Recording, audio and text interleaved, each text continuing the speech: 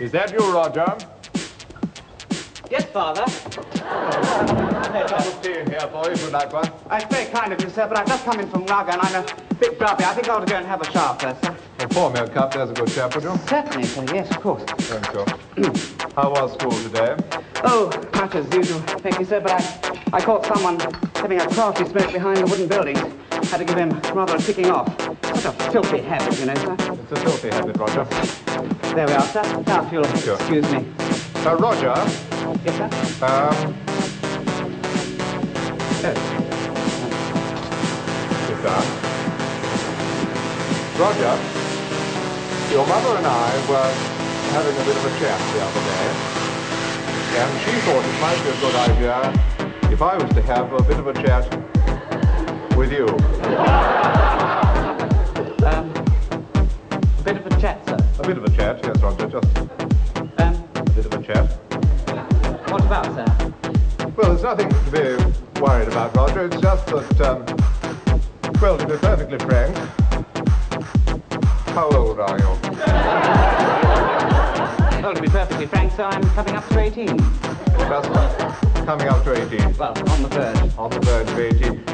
Yes, well, I thought it might be a good idea to have a bit of a chat now, because I remember from my own experience that it was when I was just, you know, coming up to 18, on the verge of it, that I first began to take a serious interest in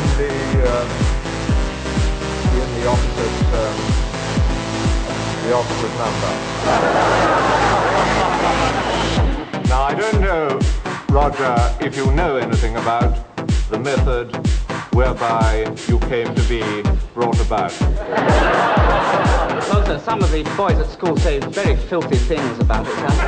This is what I was worried about, and this is why I thought I'd have a bit of a chat and explain absolutely, frankly, and openly the method whereby you and everybody in this world came to be.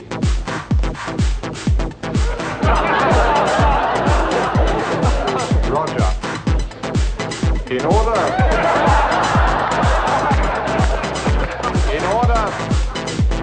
for you to be brought about, it was necessary for your mother and I to do something. In particular, it was necessary for your mother to sit on a chair. To sit on a chair which I had recently vacated and which was still warm from my body. And then something very mysterious, rather wonderful and beautiful happened. And sure enough, 4 years later, you were born. Now, there's nothing unhealthy about this, Roger. There's nothing unnatural. It's a beautiful thing in the right hand, and there's no need to think less of your mother because of it. She had to do it, she did it, and here you are. Well, sir, it's very kind of you to tell me. One thing actually slightly alarms me. I was sitting in this very chair yesterday, sir, and I vacated it, and the cat sat on it while it was still warm. Should we have it destroyed? It's a lovely chair, Roger. Cat, sir.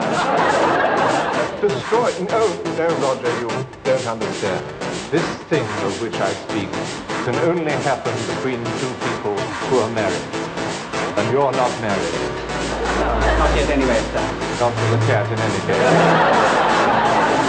Well, Roger, now you have this knowledge about chairs and warmth. I hope you'll use it wisely. And take no notice of your school friends, or what Uncle Bertie may say. Dirty Uncle Bertie, they say. Dirty Uncle Bertie, and they're right, Roger. Your Uncle Bertie is a dirty, dirty man. He's been living with us now for 40 years, and it does seem a day too much. You know, if it hadn't been for your mother, Roger, I don't know where we'd have been. She's the only person who can really cope with Uncle Bertie. She's the only one who can really deal with him.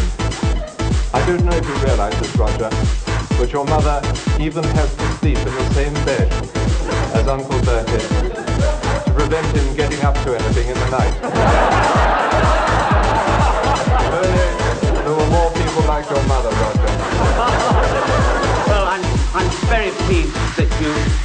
told me this, sir, because, as I say, I'm very glad I don't have to believe all those filthy things that the boys at school say. And only yesterday, Uncle Bertie said to me... Take no notice of Uncle Bertie, Roger. He's a sick, sick man, and we should feel sorry for him. Well, I'll try, sir. Well, thank you, sir. I wonder if I should take a cup of tea up to Mother while I wouldn't do that, Roger. She's upstairs at the moment, coping with Uncle Bertie. Poor Uncle Bertie. Poor Uncle Bertie.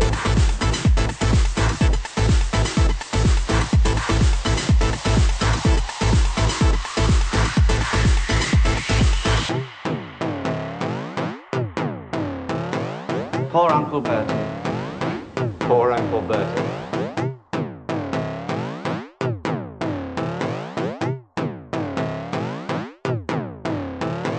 Poor Uncle Bertie. Poor Uncle Bertie.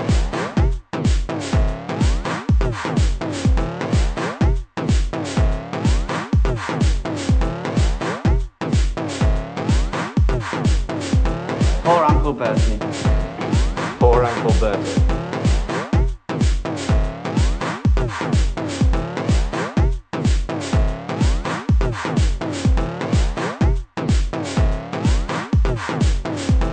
Poor Uncle Bertie. Poor Uncle Bertie.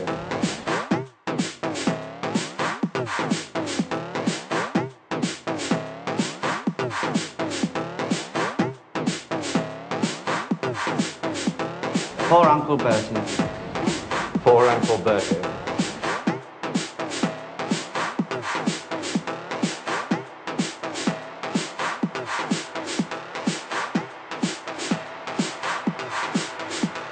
Poor Uncle Bertie. Poor Uncle Bertie.